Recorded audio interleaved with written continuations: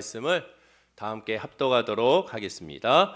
예수께서 다시 비유로 대답하여 이르시되 천국은 마치 자기 아들을 위하여 혼인잔치를 베푼 어떤 임금과 같으니 그 종들을 보내어 그 청한 사람들을 혼인잔치에 오라 하였더니 오기를 싫어하거늘 다시 다른 종들을 보내며 이르되 청한 사람들에게 이르기를 내가 오찬을 준비하되 나의 소와 살찐 짐승을 잡고 모든 것을 갖추었으니 혼인잔치에 오소서 하라 하였더니 그들이 돌아보지도 않고 한 사람은 자기 밭으로 한 사람은 자기 사업하러 가고 그 남은 자들은 종들을 잡아 모욕하고 죽이니 임금이 노하여 군대를 보내어 그 살인한 자들을 진멸하고 그 동네를 불사르고 이에 종들에게 이르되 혼인잔치는 준비되었으나 청한 사람들은 합당하지 아니하니 내거리 길에 가서 사람을 만나는 대로 혼인잔치에 청하여 오라 한데 종들이 길에 나가 악한 자나 선한 자나 만나는 대로 모두 데려오니 혼인잔치에 손님들이 가득한지라. 임금이 손님들을 보러 들어올새 거기서 예복을 입지 않은 한 사람을 보고 이르되 친구여 어찌하여 예복을 입지 않고 여기 들어왔느냐 하니 그가 아무 말도 못하거늘 임금이 사환에게 말하되 그 손발을 묶어 바깥 어두운 데 내 던지라 거기서 슬피 울며 이를 갈게 되리라 하니라. 청함을 받은 자는 많되 택함을 입은 자는 적으니라. 아멘. 할렐루야. 찬양대에 은혜의 찬양이 있겠습니다. 1절에서 14절 말씀으로 청함을 받은 자와 택함을 받은 자라는 제목으로 말씀의 은혜를 나누고자 합니다. 대제사장과 장로들, 유대 종교 지도자들은 예수님이 성전을 정화한 사건으로 인하여 예수님의 권위에 대해서 시비를 걸었습니다. 네가 무슨 권위로 또는 무슨 권세로 이 성전에서 가르치냐는 거죠. 하나님 나라와 복음에 대해서 가르치는 권위와 권세가 어디서부터 왔는지를 묻게 된 것입니다. 그때 예수님은 이것에 대해서 천국 구원에 대한 선포로 세 가지의 비유로 답을 대신하시게 되죠. 첫 번째 비유가 두 아들의 비유였고 두 번째 비유가 포도원 주인과 악한 농부의 비유였습니다. 그리고 이제 오늘 본문 세 번째 비유, 즉 혼인잔치의 비유로서 예수님은 그 권위와 권세에 대한 질문에 마지막 답변을 하고 계시는 것을 확인할 수가 있게 되죠. 그래서 오늘 본문 마지막 세 번째로 이 왕의 아들의 혼인잔치 비유를 통하여 주의 은혜를 함께 나누고자 합니다.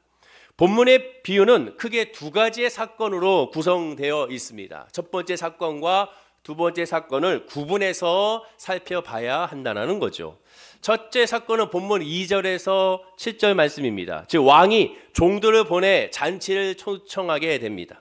그런데 그들이 오기를 싫어하게 되죠. 성경에 분명히 오기를 싫어하매라고 말씀하고 있습니다. 그래서 다시 다른 종들을 보내어 또 초청했습니다. 당신은 먼저 초청장을 보내고 그 다음에 잔치 당일에 그 종들을 다시 보내서 그 종들이 그 초청받은 그 사람을 귀빈을 모시고 오게 되는 것이죠. 그것이 그때의 관습이었습니다. 그대로 그때의 관습에 빗대어 예수님은 첫째 사건의 비유로 말씀하게 되죠. 그런데도 그들은 그렇게 왕이 종을 보내고 또 보내서 그들을 초청했으나 그들은 각기 자기가 바쁜 일, 자기들이 해야 할 일이 있다면서 즉 밭으로 가고 또한 사업으로 가고 여러 가지 많은 일들로서 왕의 잔치의 초청에 응하지 않았습니다. 심지어 남아있는 자들은 그 종들을 잡아 죽였는데 그냥 죽인 것이 아니라 모욕하고 죽이게 되지요. 왕이 잔치를 열고 격식을 차려서 초청했는데도 불구하고 여러 번 그들에게 청했는데도 불구하고 그들이 거부하고 말도 안 되게 자기의 종을 죽이기까지 하니까 왕은 자연스럽게 화가 날 수밖에 없는 것이죠. 더군다나 왕의 아들의 혼인잔치라면 왕에게 있어서는 가장 기쁜 날이 될 것입니다. 단순한 아들의 결혼식이 아닙니다. 당시의 고대 왕들에게 있어서 왕의 아들의 즉 왕자의 결혼식이라는 것은 왕국을 물려받을 준비가 되어 있다는 신호이기 때문에 그렇습니다. 그리하여 머지않아 왕자가 왕국을 물려받는 대관식을 열리게 될 것이라는 그러한 하나의 출발점이라고 할 수가 있게 되는 것이고 공식적으로 얘가 내 후계자라는 것을 모든 사람들을 초청함으로 말미암아 알리게 되는 것이죠. 이러한 잔치에 초대됐다는 것은 새 왕을 도와서 왕국을 통치하는데 중요한 임무를 맡은 자들에게만 왕이 특별히 선별하여 초청장을 보내게 된 것이고 그들을 부르게 된 것입니다. 그럼에도 거부하고 그들은 왕의 종들을 잡아 죽이기까지 하죠. 당연히 왕은 자신의 군대를 보내어 그들을 진멸하고 또한 그들의 모든 집도 불태워 버리게 됩니다. 이 첫 번째 사건의 비유는 하나님께서 구약시대에 많은 선지자들을 보내서 또한 메시아의 메시지와 회개하고 하나님께로 돌아오라는 그런 메시지를 그렇게 선포한데도 불구하고 무시했기 때문에 하나님은 이스라엘 백성들을 심판했다라는 그러한 비유가 되죠. 하나님께서 군대를 보냈습니다. 그 군대는 바로 2만 군대, 바로 아수르와 바벨론을 보내어 이스라엘 민족을 망하게 한 것이죠. 바로 그것이 첫째 사건의 비유의 그런 내용이기도 합니다. 두 번째 사건은 본문 8절에서 13절 말씀이죠. 초청에 응하지 않는 자들을 왕이 멸한 뒤에 왕은 다시 종들에게 지시합니다. 내거리에 가서, 내거리라는 것은 사람들이 가장 많은 거리죠. 우리나라 따지면 조선의 저작거리라고 할 수가 있을 것입니다. 그곳에 가서 만나는 대로 그 사람들을 청하여 데려오라고 명령하게 되죠. 그러자 정말로 잔치에 손님이 가득했습니다. 본문 11절에 임금이 손님들을 보러 들어올세라고 말하게 되죠. 임금이 손님을 보러 나온다고 말하고 있습니다. 자, 여기서 좀 당시의 배경 지식이 필요한 것은 당시에는 초청하는 사람이 연회장 입구에서 기다렸다가 그들을 맞이하는 것이 아닙니다. 오늘날 결혼식은 부모님들이 아들의 결혼식, 딸의 결혼식이든 앞에 나와서 손님들을 인사하고 맞이하지 않습니까? 그러한 상황이 아닙니다. 당시에는 그렇게 하지 않았습니다. 잔치에 미리 배석해 있지도 않았습니다. 손님들이 먼저 가벼운 음료와 담소와 또한 음식을 먹고 마시고 있으면서 어느 정도 분위기가 무르익어 가면 그때 종을 치던가 유리잔을 두드리던가 또 여러 가지 방법으로 말미암아 그 주인, 왕이라든지 그 잔치의 주인이 들어오게 되고 그들에게 환영사를 하게 되는 것이죠. 아마 이러한 모습은 영화에서, 외국 영화, 시대극 영화에서도 그렇고 외국 영화에서 많이 보았던 장면일 것입니다. 자, 그런데 본문 11절 후반절에 이렇게 말하죠. 거기서 예복을 입지 않은 한 사람을 보았다라고 말합니다. 누가? 왕이 손님 중에 예복을 입지 않은 한 사람을 발견하고 잔치자리에서 쫓아내 버렸습니다. 기억하셔야 될 것이 잔치에 오자마자 쫓아낸 것이 아니라 잔치에 와서 어느 정도 음식도 먹으면서 또한 대화도 나누면서 분위기가 무르익을 때 왕이 들어오기 때문에 어느 정도의 시간이 지나고 나서 이 사람이 예복을 입지 않은 모습을 왕이 발견하고 쫓아냈다는 것이죠. 이는 천국 구원을 받지 못했다는 의미가 됩니다. 결국 예수님께서 비유로 말씀하신 본문의 두 사건은 유대인들이 하나님이 보내신 선지자들을 끝까지 완악하게 거부하고 그 거부함으로 말미암아 그 하나님의 구원이 이방인들에게 베풀어졌다는 그러한 의미가 되는 것이죠. 자, 그런데 여기서 우리는 좀 이상하다라고 생각이 들어야 됩니다. 오늘 본문 말씀을 읽으면서 좀 이상하다, 뭐가 이상한가? 오늘 본문을 읽어보면 억울하지 않은가? 너무하지 않은가라는 그런 생각이 들게 되죠. 왜냐? 본문 10절이 바로 그렇기 때문에 그렇습니다. 우리 본문 10절을 다시 한번 읽어볼까요? 뭐가 억울한지 한번 보겠습니다. 본문 10절입니다. 시작. 종들이 길에 나가 악한 자나 선한 자나 만나는 대로 모두 데려오니 혼인잔치에 손님들이 가득한지라. 왕은 종들에게 분명히 명령합니다. 바로 나가서 만나는 대로, 심지어 악한 자나 선한 자나 그냥 만나는 대로, 그 사람이 질병에 걸렸든 장애가 있든 또한 살인자든 또한 도둑이든 상관없습니다. 악한 자나 선한 자니까 그냥 사람이라면, 인간이라면 가서 청하여 데리고 오라는 거예요. 자, 그러면 길에서 만난 사람들인데 그들이 언제 자기를 초청할 줄 알고 예복을 입고 준비하겠습니까? 단지 예복을 입지 않았다가 왕은 쫓아냈잖아요. 그러면 언제 이 예복을 준비합니까? 집에 갔다 와서 준비합니까? 그럴 수 없죠. 길에서 만난 사람이라고 했습니다.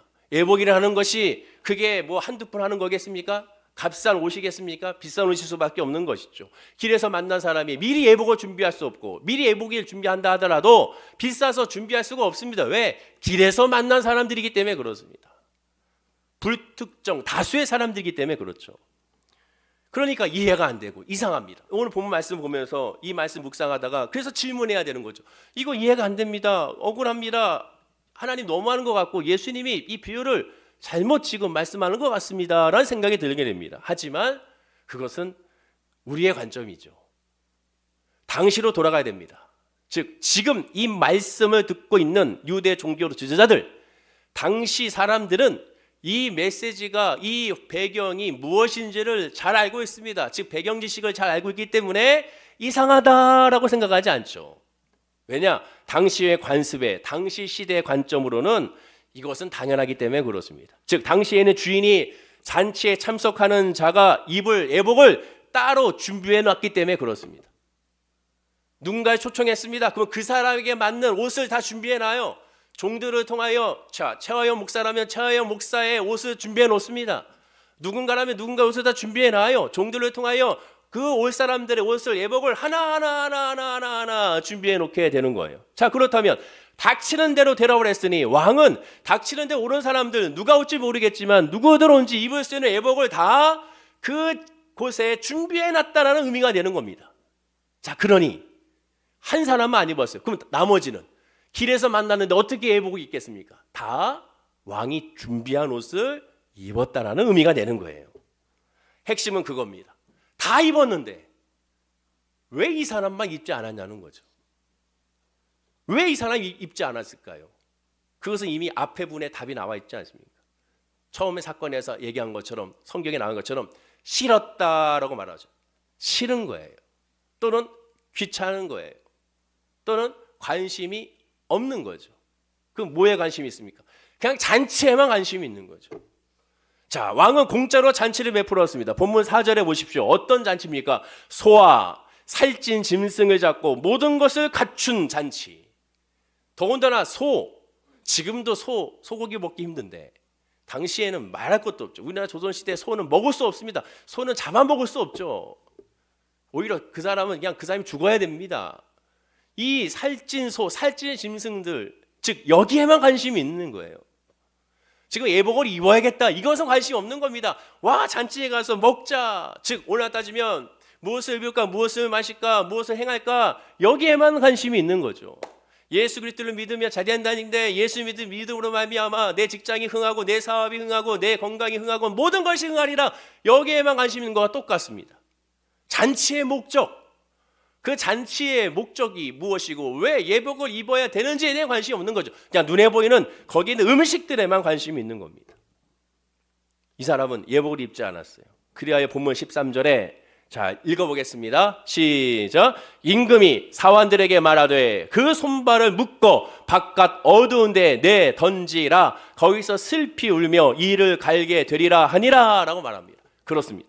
잔치 중에 쫓겨났다는 것은 교회에 출석하는 자, 예배드리는 자 중에도 구원을 받지 못할 사람이 있다는 거예요. 자, 그럼 오늘 본문의 비유의 결론을 예수님은 어떻게 하고 있는지를 봐야죠. 자, 본문 14절이 결론입니다. 오늘 본문의 설교의 제목이기도 하죠. 우리 다 함께 한번 읽어보겠습니다. 시작. 청함을 받은 자는 많되 택함을 입은 자는 적으니라. 역시 또 이상합니다. 딱 이걸 읽는 순간 라고 느껴져야 되죠. 예수님의 비유의 결론이 알 듯 모를 듯 합니다. 이해가 되는 듯 이해가 안 됩니다. 맞는 듯 맞지가 않기 때문에 그래요. 왜? 우리도 분명히 이건 알고 있습니다. 하나님께 구원받는 자가 구원받지 못한 자보다 훨씬 적다는 걸 알고 있습니다. 기독교 인구만 봐도 그렇지 않습니까? 안 믿는 사람이 믿는 사람보다 더 많잖아요. 그러면 당연히 구원받는 사람들보다 구원받지 못한 사람들이 더 많다는 것쯤은 상식적으로 알게 되죠. 또한 예수님이 말씀한 것처럼 성도들 가운데도 알곡과 가라지가 있는 것을 우리가 알게 되죠. 그래서 가만 내두라고 그랬습니다. 가만 내두면 어떻게 됩니까? 알곡이 더 많아집니까? 가라지가 더 많아집니까? 가만 내두면 가라지가 더 많아지게 되죠. 거기까지는 우리가 알고 있습니다. 그런데 본문 결론을 다시 보십시오. 14절 다시 읽어볼까요? 뭐가 이상한지. 자, 다시 한번 읽어보겠습니다. 시작. 청함을 받은 자는 많되 택함을 입은 자는 적으니라. 뭐가 이상합니까? 두 번째 사건에서 본문 8절에서 13절에서 잔치에 손님이 가득했어요. 쫓겨난 자는 여러 명입니까? 한 무덕입니까? 쫓겨난 자는 오직 한 사람이잖아요. 그러면 예수님은 이 비유의 결론을 어떻게 해야 논리적으로 맞겠습니까? 청함을 받은 사람은 많고 택함을 입은 자도 많다, 이렇게 해야겠죠. 그런데 지금 쫓겨난 사람 오직 한 명밖에 없잖아요. 그러면 수많은 사람 중에 한 명만 쫓겨났지 않습니까? 그러면 당연히 이 말은 맞지 않게 되죠. 하지만 예수님은 청함을 받은 자는 많되 택함을 입은 자는 적다라고 말했습니다. 비유를 해석할 때는 항상 강조하듯이 문맥을 보라고 말씀드렸죠. 왜 이 말씀을 하셨는지, 그 이유가 무엇이었는지부터 시작을 해야죠. 본문의 비유를 본문만 딱 떼어서 보면 그래서 잘못된 해석과 적용으로 흘러가게 되는 거예요.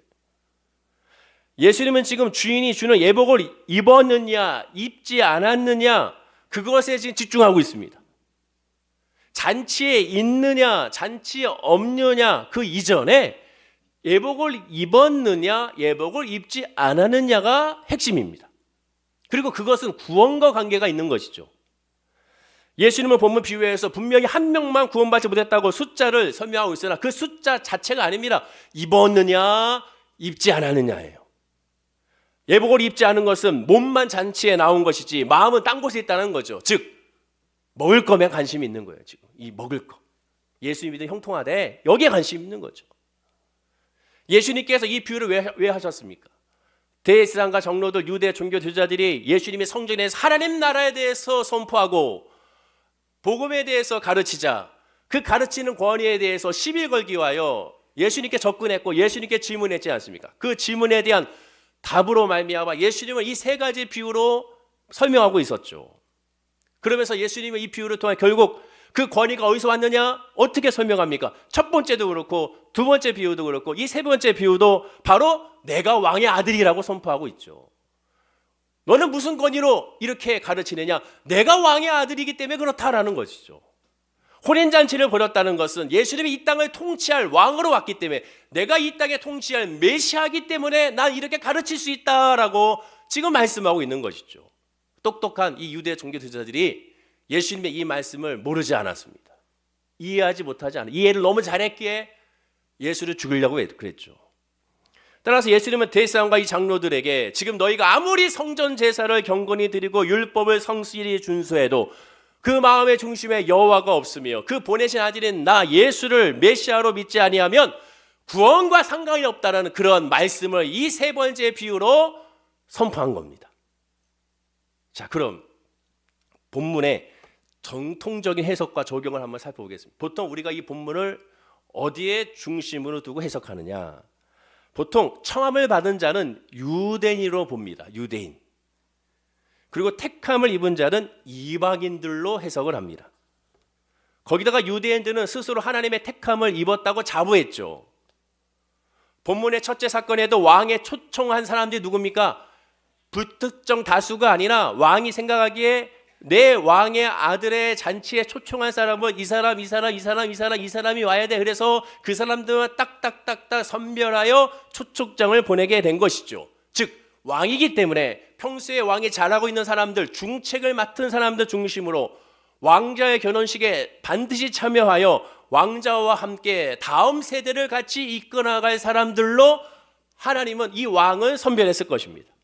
반면 본문의 비유의 두 번째 사건에서는 악하든 선하든 아무나 데려오라고 했습니다.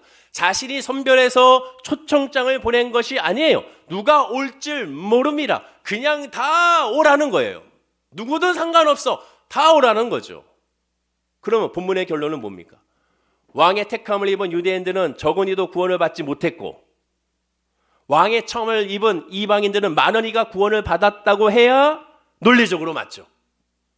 그렇죠. 그런데 다시 본문 14절을 보십시오. 다시 14절. 다시 한번 14절 읽어볼까요? 다시 시작. 청함을 받은 자는 많되 택함을 입은 자는 적으니라. 즉 청함을 받은 유대인들, 택함을 받은 이방인들, 이러나 저러나 어쨌든 예수님의 결론대로 하면 택함을 받은 자는 소수만 구원을 받는다는 겁니다. 그러나 여전히 또 맞지 않게 되죠. 그러면 도대체 이게 무슨 말씀입니까? 예수님 틀린 말씀을 하고 있는가? 아까 뒤가 다른 말씀을 하고 있는가? 예수님이 지금 본인도 모르는 말을 하고 있는 것인가? 아니죠. 하나님은 늘 옳고 하나님은 늘 선하시죠. 문제는 항상 어디 있어요? 우리에게 있는 거죠. 우리가 하나님의 말씀 해석할 때 여전히 하나님 관점이 아닌 내 관점으로 보기 때문에 그렇습니다. 하나님께서 유대인들을 택한 것이 무엇이었습니까? 유대인들을 택한 것은 유대인들이 이뻐서가 아니잖아요. 유대인들이 오해하고 있는 것은 뭡니까? 하나님이 유대인들을 택한 것에 대해서 그들은 가장 큰 오해를 하고 있었습니다. 그 오해에서 오늘 본문이 시작된 것이었고 그 오해에서 예수님의 권위에 대한 질문이 시작이 된 것이었죠. 유대인들은 유대인들만의 독특한 정체성이 있었고 지금까지도 유지되고 그 정체성이 1948년도 5월 달에 이스라엘이라는 나라에 건국하게 만들었습니다. 그 정체성은 바로 뭡니까? 바로 선민의식, 선민주의, 시오니즘이라고 말하는 것이죠. 즉 우리는 하나님께 택함 받은 민족이요, 우리 제외한 나머지 모든 민족은 하나님께 택함 받지 않았다는 겁니다. 근데 여기서 끝나는 것이 아니라 우리는 하나님께 택함 받은 유대인이기 때문에 유대인들은 하나님의 구원의 완성이라는 거죠. 즉 유대인으로 태어났으니 이미 우리는 구원을 받았다는 것입니다. 그래서 이 유대인들은 지금까지도 예수님 시대도 그렇지만 지금까지도 유대인들 하루에 3번씩 감사기도를 하는데 그 3번씩 감사기도할 때 그 감사기도의 첫 번째가 하나님 내가 유대인으로 태어나게 하신 것에 대해서 감사합니다라고 기도하죠. 그들은 나 이제 유대인이니까 나는 구원받았다고 그들은 이미 생각했습니다. 확신했어요. 난 구원받는 사람이야. 자동으로 나는 유대인이니 구원이 보장됐어. 그런 생각을 하고 있었던 거죠. 그러나 하나님께서 유대인을 택한 이유가 뭡니까? 구원을 보장하기 위하여 그들을 택했나요?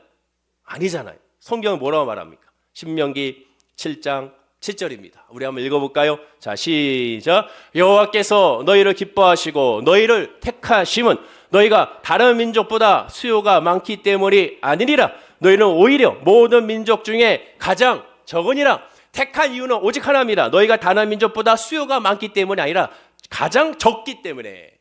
당시 고대 국가에서 인구가 없다는 건 뭡니까? 연약하다는 거죠. 연약하다는 것은 뭡니까? 결국 다른 민족에게 바로 지배당할 수 있는 존재라는 겁니다. 가장 연약하기 때문에 연약한 자가 할 수 있는 것은 뭡니까? 의지죠. 무엇을? 하나님을 의지하는 자. 즉 그 어떠한 민족보다 가장 하나님을 의지하고 하나님밖에는 은혜로 살 수밖에 없는 것을 고백하는 존재가 이스라엘이라는 유대인이라는 민족이라는 것. 그래서 택했다는 것. 그래서 그들을 통하여 가장 약하고 연약한 너희들을 통하여 하나님이 하나님이라는 사실을 너희들을 통로 삼아 하나님의 복음을 전파하겠다는 것이죠. 그것이 아브라함의 언약이요, 그것이 다윗의 언약이요, 그것이 바로 예수 그리스도의 십자가의 언약인 것입니다. 그러니까 너희들은 그냥 통로에 불과해, 그거죠. 그 통로에 불과한 것도 구원이 확실하게 보장된 것이 아닙니다. 믿어야 보상을 받고 하나님의 말씀을 들어야 보상을 받는 거예요. 그런데 이들은 그런 하나님의 말씀을 왜곡한 것이고 잘못 생각한 거예요. 오늘 본문으로 따지면 하나님 이렇게 말한 겁니다. 너희들은 바로 구원받는 것이 아니야. 이 잔치 자리에 있다고 해서 구원받는 것이 아니야. 잔치 자리에 있다고 착각하지 마. 하나님의 예복을 입어야 너희들이 구원을 받는 거야. 지금 그 말씀을 하고 있는 거예요. 너희들은 예복을 입지 않고 있잖아. 그 말씀을 하고 있는 겁니다. 예수님의 본문의 비유를 통하여 이들이 가지고 있는 시오니즘, 선민의식을 철저하게 부숴버린 거예요. 착각하지 말라는 거죠. 앞에 두 비유에서 그들로 하여금 아버지의 말에 순종하지 않는 첫째 아들이 자신이라는 것을 그들이 고백했잖아요. 두 번째 비유에서 우리가 바로 그 포도원의 악한 농부라는 사실을 본인들이 고백을 했잖아요.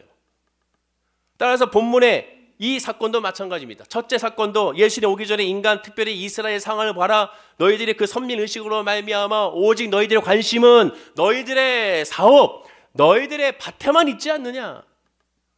하나님의 그 초청에 대해서 관심도 없고 하나님의 초청에 대해서 응할 생각도 없고 너희들이 말한 것처럼 싫다고 하지 않았느냐, 귀찮다고 하지 않았느냐.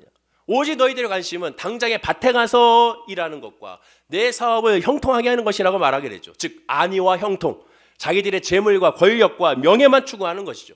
유대 종교 지도자로서 자기들의 재물과 명예와 권력만 추구했지 이것을 통한 하나님의 뜻과 하나님의 마음은 관심이 없었던 거죠.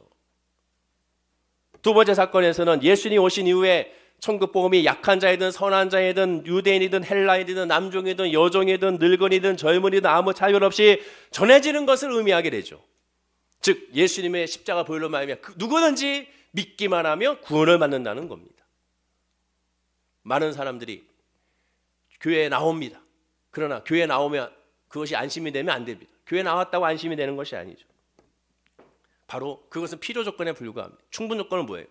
하나님이 마련해 준 예복을 입어야 되는 거예요. 입어야 되는 거예요. 입지 않으면 아무런 의미가 없는 겁니다. 잔치에 나오지 않는 자들은 비유의 첫째 사건에 보듯이 하나님의 보내신 군대에 진멸하게 되어 있어. 그렇다고 이 잔치가 어떠한 장소를 말하는 것이 아닙니다. 못 갈 수도 있어요. 왜? 몸이 불편하고 힘이 들기 때문에. 하나님의 예복을 입느냐 안 입느냐가 중요하죠. 하나님께서 왕의 종들을 보내요. 그곳에 가서 그 예복을 입혀줄 수도 있는 겁니다. 중요한 것은 바로 뭐냐? 하나님의 청함 받은 것에서 끝나느냐 아니면 택함 받은 자로서 끝나느냐 하는 것이죠. 청함을 받은 자는 많습니다. 오늘날은 많은 사람들이 교회에 나오고 많은 사람들이 기도하고 많은 사람들이 예배드리고 많은 사람들이 헌신하고 많은 사람들이 직분을 받고 많은 주의 종들이 목사 안수를 받습니다. 하지만 중요한 건 택함을 받았느냐는 거죠. 하나님의 예복을 입고 있느냐가 거기에 관심을 둬야 되고 거기에 집중해야 한다는 것이죠. 우리 모두가 지금 예배 자리에 있으니 예수님의 초대에 응했으니 잔치에 온 것은 분명합니다. 하지만 하나님의 예복에 대해서 관심이 있는지를 살펴보십시오. 지금 우리가 기도와 간구하는 모든 것들이 밭과 사업에 이들과 같이 거기에 집중하고 있는지 하나님의 예복에 집중하고 있는지를 살펴봐야 한다는 겁니다. 그럼 이 예복이 무엇이겠습니까? 이 예복은 다른 것이 아닙니다. 자격이 없는 사람이 이 왕의 잔치에 참여한 게 예복이에요. 하나님과의 관계 가운데 하나님을 아바 아버지라고 부를 수 없는 죄인이 하나님을 아바 아버지라 부를 수 있는 그 자체가 예복을 입는 겁니다. 그 예복은 예수 그리스도의 십자가 보혈을 의미하며 또 나아가 성령의 충만함을 의미하게 되죠. 로마서 8장 1절과 2절에 이렇게 말합니다. 한번 읽어볼까요? 시작. 그러므로 이제 그리스도 예수 안에 있는 자에게는 결코 정죄함이 없나니 이는 그리스도 예수 안에 있는 생명의 성령의 법이 죄와 사망의 법에서 너를 해방하였습니다. 예수 그리스도 믿음으로 말미암아 우리는 해방되는 거예요. 자유케 되는 거예요. 그런데 이 자유케 된 하나님의 역사, 즉 혼인잔치에 참여하는 초청장의 역사, 모든 사람들에게 주어진 이 1절과 2절이 초청장입니다. 예수 믿으면 자유케 된다는 거죠. 예수 믿으면 구원을 받는다는 거예요. 모두 다 이 초청장을 받았어요. 근데 문제는 로마서 8장 이어지는 9절입니다. 우리 9절 말씀 읽어볼까요? 시작. 만일 너희 속에 하나님의 영이 거하시면 너희가 육신에 있지 아니하고 영에 있나니 누구든지 그리스도의 영이 없으면 그리스도의 사람이 아니리라. 초청장을 받았습니다. 자, 머리로는 알고 있어요. 예수 믿으면 구원을 받는다. 예수 믿으면 천국 간다는 거 알고 있습니다. 하지만 뭡니까? 하나님의 영이 내 마음에 임하지 아니하면, 하나님의 예복을 하나님이 입혀주지 아니하면 결국 구원의 완성에 거하지 못한다는 겁니다. 근데 여기를 우리가 착각하는 거죠. 사탄은 이걸 이용합니다. 거기에 안심시켜요. 예배 드리는 거에 안심시킵니다. 기도하는 거에 안심시켜요. 그럼 그것이 어떻게 됩니까? 그게 하나의 우상이 되고 그게 하나의 바로 부적이 되는 거예요. 얼마 전에도 제가 한 성도님께 그런 얘기 들었습니다. 힘이 되고 지칠 때 극동방송 틀어놓고 기독교방송 틀어놓는 거 좋아요. 하지만 극동방송과 기독교방송 틀어놔서 말씀이 나오고 찬양이 나온다고 그것이 안심이 돼서는 안 됩니다. 그것 자체가 안심이 아니에요. 함께 예배 드리고 함께 내가 찬양을 부르며 함께 기도의 아멘으로 동참해야죠. 성경책을 가지고 가슴에 끌어안고 나서 하나님 날 도와달라고 하는 건 좋습니다. 하지만 이 성경책이 있어야 된다면, 성경책을 꼭 안고 있어야 내 마음 편안함 느낀다면 그것이 부적이 되는 거예요. 하나님은 영이기 때문에 신령과 징조로 예배하면 되는 겁니다. 그 예배하는 영의 예배자가 자연스럽게 성경을 찾게 되고 자연스럽게 방송을 찾게 되며 자연스럽게 이 세상적 것 가운데 하나님을 바라보는 통로로 사용하게 되는 것이죠. 그것 자체가 아닌 겁니다. 사탄은 그걸 이용해요. 거기서 안심시켜요. 하나님에 대한 예복에 대해서 관심이 없습니다. 예복을 입어야 되는데 그것에 관심이 없이 그저 왔으니까 이제 안심하는 거죠. 내가 오늘 주일날 왔으니까 됐지 이제. 내가 하나님께 기도하라고 했으니까 그래 한마디 했으니까 됐지 이제. 이렇게 생각하는 거죠. 거기에 여호와 하나님에 대한 갈급함, 주를 알고자 하는 갈급함, 성령의 갈급함이 없다면 그거는 울리는 꽹과리에 불과한 겁니다. 그러니 사도행전 1장 5절에 이렇게 말하죠. 요한은 물로 세례를 베풀었으나 너희는 몇 날이 못되어 성령으로 세례를 받으리라. 성령으로 세례를 받아야 되는 거예요. 자, 더 중요한 건 사도행전 2장 38절입니다. 베드로가 선포합니다. 우리 한번 읽어볼까요? 시작. 베드로가 이르되 너희가 회개하여 각각 예수 그리스도의 이름으로 세례를 받고 죄사함을 받으라. 그리하면 성령의 선물을 받으리니. 성령 받아야 한다는 겁니다. 근데 성령에 관심이 없다면 그게 너무 심각하고 안타까운 거예요. 왕의 잔치에 참여하고 있습니다. 자, 똑같이 같이 음식을 먹고 있어요. 잔치는 참여했으니까 함께 같이 담소도 나누고 교제도 합니다. 그러나 이제 곧 왕이 오시면 하나님의 성령의 예복을 입지 않게 쫓겨나게 되는 거예요. 지금은 함께 나누고 함께 있을 수 있으나 착각할 수 있죠. 아, 나는 이미 구원의 은혜와 확신에 왔어. 그건 내 생각이죠. 왕의 예복을 입지 않으면, 성령의 충만을 받지 아니하면, 성령님을 인정하고 환영하고 모셔드리지 않으면, 성령이 아니고서는 하나님을 알 수도 없고 성령 아니면 하나님의 말씀을 깨달을 수 없으며 성령 아니면 기도가 되어지지 않는다고 말하기 때문에 성령이 아니고서는, 성령의 예복을 입지 않고서는 아무것도 아닌 겁니다. 이어지는 39절에 이 약속은 너희와 너희 자녀와 모든 먼 데 사람 곧 주 우리 하나님이 얼마든지 부르시는 자들에게 하신 것이다 라고 그랬습니다. 이 약속은 누구에게, 누구든지 부르짖는 자에게 주신다는 거잖아요. 그럼 역으로 과연 얼마큼 부르짖는지 생각해 보십시오. 여러분들 얼마큼 부르짖습니까? 얼마큼 성령님에 대한 갈급함이 있나요? 문제와 아픔과 질병에 대한 갈급함은 예수 안 믿는 사람도 다 갈급합니다. 저 병원 중환자실에서 누구나 다 그 질병에 대한 치료와 회복을 위해서 다 갈급합니다. 각자 자기들이 믿는 신에 대해서 부르짖고 갈급하게 자기 나름대로 열심으로 지극정성으로 구하죠. 물질 없는 자 다 갈급하게 물질을 구하며 자녀의 문제 다 갈급하게 구합니다. 하지만 예수 믿는 저와 여러분들은 하나님의 예복에 대한, 성령에 대한 갈급함이 있어야 한다는 거예요. 거기서 출발하는 겁니다. 거기서부터 믿음이 시작되기 때문에 그렇습니다. 그런데 더 안타까운 것은 이거는 하나님의 은혜가 아니면 또 알 수가 없는 거죠. 그 갈급함을 사모하고 기도해야 되는 겁니다. 결국 이 비유에서 예수님은 대제사장과 장로들에게 던진 메시지를 한마디로 너희는 청함만 받았지 택함, 예복은 입지 않았다는 거예요. 그럼에도 이스라엘은 여전히 그것을 깨닫지 못했습니다. 여전히 자기들은 이미 택함 받았기 때문에 구원받았다고 그를 생각하게 된 거예요. 그러니 예수님은 계속 선포하고 있는 거예요. 그들에게 안타까운 마음으로 선포하고 있는 겁니다. 제발 깨달으라고, 제발 돌아오라고, 제발 회개하라고. 예수님은 거듭 말씀하고 있죠. 아까 베드로가 선포한 것처럼 회개하라, 그 다음에 성령을 받는다고 그랬지 않습니까?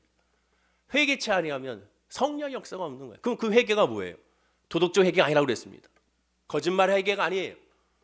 남을 해코지 한 게 회개가 먼저가 아닙니다. 하나님을 알지 못했기 때문에 나오는 모든 결과물이죠. 내 마음에 하나님 모시지 않은 그것이 회개입니다. 하나님을 예배하지 않고 기도하지 않고 찬양하지 않고 부르짖지 아니하며 내 삶의 먼저의 중심이 여호와 하나님이라고 선포하지 않은 그것 자체가 바로 회개입니다. 그리고 그 회개가 내가 깨닫지 못한 성령으로 말미암아 나머지 모든 것들도 회개하게 하는 것이죠. 그러니 지금 이 시간에 우리가 갈급하게 구할 건 뭡니까? 성령. 하나님 나에게 성령을 알게 하여 좀. 성령의 충만함을 알게 하옵소서. 도대체 저 최양 목사가 말하는 그 성령, 그걸 나에게 주십시오라고 구해야 되는 거예요. 천국은 침노하는 자의 것이라고 그랬습니다. 성령을 갈급히 부르짖고 찾는 자에게 하나님 역사하시는 거예요. 제가 예전에도 말씀드린 것처럼 제가 어릴 때부터 교회를 다녔으나 그냥 다녔죠. 알지 못하고 다녔습니다. 그러니까 부모님이 가라니까 갔죠.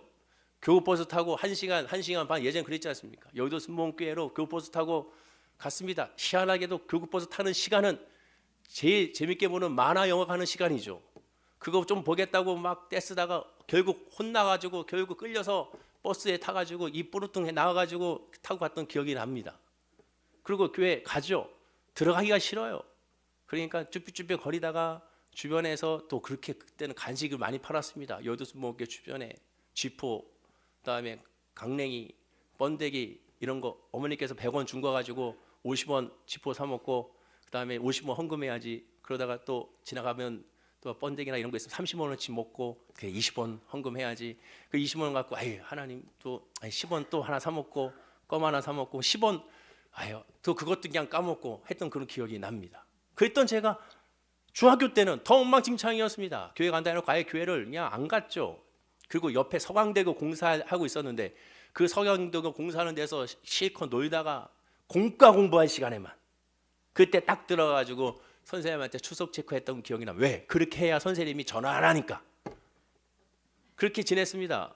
그러다 고등학교 때가 됐습니다. 고등학교 1학년 때까지도 막 그렇게 보냈죠. 그때는 거의 가지도 않았죠. 이제는 아예 안 갔습니다. 고등학교 때는 간다고 해놓고 나중에 집에 들어가면 희한하게 어머니가 물어봐요. 오늘 무슨 말씀을 들었니? 그럼 제가 설교하죠. 아 이런 말씀을 했다고 이렇게 제가 막 지어서 지금 생각하면 뻔히 다 알고 있는 거짓말이었을 텐데 어머니는 별 말씀하지 않으셨습니다. 그랬더니 제가 어느 순간에 화가 나기 시작하는 거예요. 뭐냐?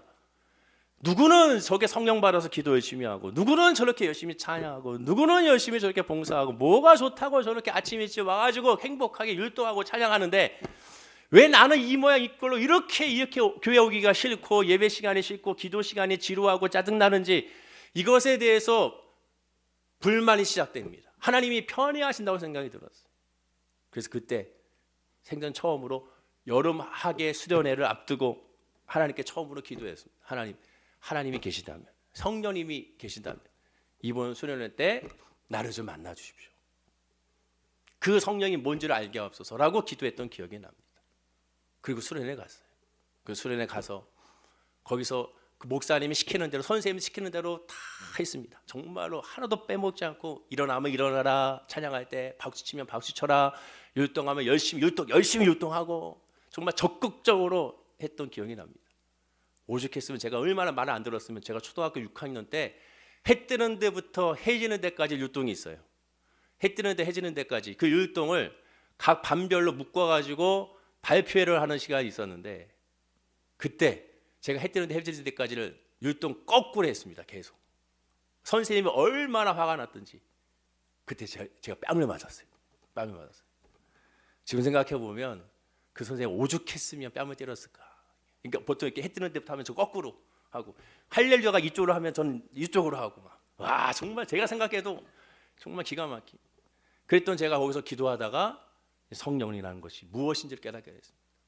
회개하게 되고 눈물 콧물 흘리면서 하나님에 대한 부르짖과 갈급함이 생기게 되고 그리고 성령의 은혜를 깨닫게 되니까 목표가 생기고 공부에 대한 목표가 생기고 미래에 대한 목표가 생기고 미래의 목표가 생기면서 무엇을 해야 될 것인지를 정리를 시작하게 되고 또 예배가 좋고 기도가 좋고 찬양이 좋고 그러니까 항상 제 수첩 앞에다가는 말씀 적어놓고 또한 목표 기도 제목 적어놓고 했던 기억이 납니다. 성령의 충만함이 먼저인 거예요. 그리고 그것을 깨닫기 위해서는 갈급한 심령이 있어야 됩니다. 부르짖고 하나님에 대한 은혜가 하나님에 대한 사랑에 대한 갈급함이 있어야 됩니다. 여러분들 그런 욕심이 없습니까? 거룩한 욕심. 하나님 나도 좀 하나님이 계시다면 좀 만나 주십시오라는 욕심이 있어야 되는 것이죠. 그런 사람에게 하나님 결코 외면치 않고 성령을 부어주시게 되는 거예요. 말씀을 읽겠습니다. 고린도후서 5장 17절에 이렇게 말하죠. 우리 한번 읽어볼까요? 자 시작. 그런즉 누구든지 그리스도 안에 있으면 새로운 피조물이라 이전 것은 지나갔으니 보라 새 것이 되었더라. 새 예복을 분명히 갈아입어야 됩니다. 이전과는 다른 사람이 되는 거예요. 성령의 충만한 믿음의 사람이 됨으로 말미암아 우리의 삶이 달라지는 겁니다. 주님 중심의 삶으로 달라지죠. 거기서 모든 것이 하나하나 변화가 시작이 되는 겁니다. 자 마지막으로 정리하면 성도는 자신의 성도된 정체성을 확인해야 되고 그 날마다 확인할 수 있는 유일한 길은 성령님을 인정하고 환영하고 모셔지고 있느냐 하나님의 예복을 입고 있느냐 거기에 기준점을 둬야 되는 겁니다. 힘들고 지치고 아프고 안 풀리기 때문에라도 우리에게 필요한 건 성령입니다. 우리에게 필요한 건 주의 은혜입니다. 그래서 그 은혜로 말미암아 문제든 질병이든 사업이든 밭이든 그 어떤 것이든 하나님의 성령 안에서 하나하나 이루어 나감을 확인할 수가 있게 되는 겁니다. 그러니 오늘 이 시간에 한번 생각해 보십시오. 나는 과연 청함만 받은 사람인가? 아니면 하나님의 예복을 입어 이제는 택함까지 받은 사람인지를 점검해 보고, 아직 하나님의 예복을 입지 않았다면, 아니 하나님의 예복이 무엇인지 알지 못한다면, 성령이 아직 무엇인지 모르겠다면 이 시간부터 기도할 거 오직 주여 성령의 은혜를 알게 하여 주옵소서. 우리 가족에게 성령의 은혜를 알게 하여 주옵소서. 우리 성도님들에게 그 성령의 은혜를 알게 하여 주시고, 이 나라 이 민족의 성령의 은혜를 알게 해달라고 구하는 것이 우리의 첫 번째 기도요. 이 가정의 달에 우리가 해야 될 기도의 처음이자 마지막이 되어야 될 줄로 믿습니다. 기도하겠습니다. 아버지 하나님, 그렇습니다. 성도가 자신의 성도의 정체성을 알 수 있는 유일한 길은 성령의 충만함입니다. 그 성령의 충만함을 사모하고 기도하게 하여 주옵소서. 성령의 하나님의 예복을 입고 나아가게 하여 주시옵소서. 그 예복을 입은 하나님의 또 다른 증거가 성령의 인도하심으로 말미암아 늘 하나님을 향한 갈급함으로 힘들기 때문에, 아프기 때문에, 질병이 있기 때문에, 고통스럽기 때문에, 안 풀리기 때문에, 바라는 것이 있기 때문에, 그러니 늘 하나님 앞에, 하나님의 면전 앞에 우리가 서 있는 것입니다. 주님 앞에 있다면 하나님의 예복을 입고 있는 겁니다. 하나님을 향한 갈급함이 있다면 주님의 뜻을 구하고 주님의 은혜를 구하고 있다면 하나님의 예복을 입는 것입니다. 그 말씀으로 말미암아 이루어 소망을 얻고 있다면 하나님의 예복을 입는 것인 줄로 믿습니다. 한 사람도 빠짐없이 하나님의 예복을 입힘을 받는 우리 사랑하는 성도님들이 다 되게 하여 주셔서 그 믿음으로 말미암아 모든 두려움과 염려와 걱정과 상처와 미움과 시기와 질투가 다 사라지고 예수 그리스도의 이름으로 말미암아 진정한 위로와 평안과 설명할 수 없는 소망이 우리 사랑하는 성도님들에게 임하게 하여 주옵소서. 감사드리며 예수님의 이름으로 축복하고 기도드립니다. 아멘. 우리